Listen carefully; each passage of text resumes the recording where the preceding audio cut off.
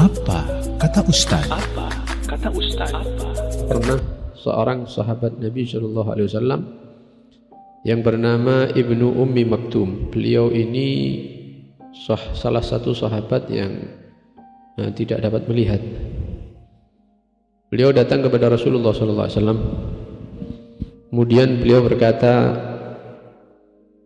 ketika ingin ke masjid untuk salat jamaah, itu kadang-kadang tidak mendapatkan orang yang menuntun beliau ke masjid.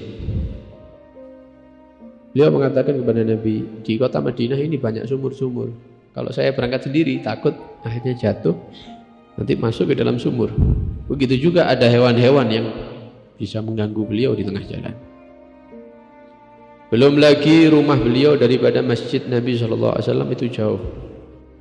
Artinya beliau Ibnu Ummi Maktum mengatakan ini semua kepada Rasulullah SAW tujuannya supaya Nabi memberikan izin. Ya, memberikan izin agar diperbolehkan untuk tidak datang ke masjid. Bukan malas loh ya, semangat orangnya. Cuman rumahnya jauh. Kemudian tidak ada yang nuntun. Ya, kemudian di jalan itu banyak gangguan, banyak hambatan. Maka ketika Nabi SAW mendengar apa yang dikatakan oleh sahabat ini Ibnu Ummi Maktum, beliau memberikan izin. Artinya membolehkan Ibnu Ummi Maktum untuk tidak datang ke masjid salat jamaah. Sudah selesai. Falamma qama wa dhahaba da'ahu alaihi salatu wassalam. Ketika beliau sudah diizini, maka Ibnu Ummi Maktum berdiri, ya, berjalan menjauhi Rasulullah SAW. Sebelum beliau jauh, dipanggil lagi sama Rasulullah. Ya, Ibnu Ummi Maktum dipanggil lagi sama Rasulullah.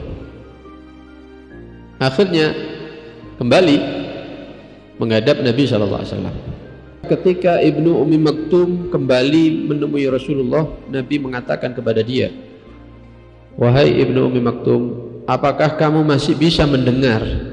Ya, ketika ada muazzin itu mengatakan hayya 'alas salah, hayya 'alas salah, hayya 'alal falah, hayya 'alal falah. Masih dengar enggak kamu? Faqala na'am. Iya, saya dengar ya Rasulullah. Faqala lahu alaihi salatu wassalam fahalumma halla.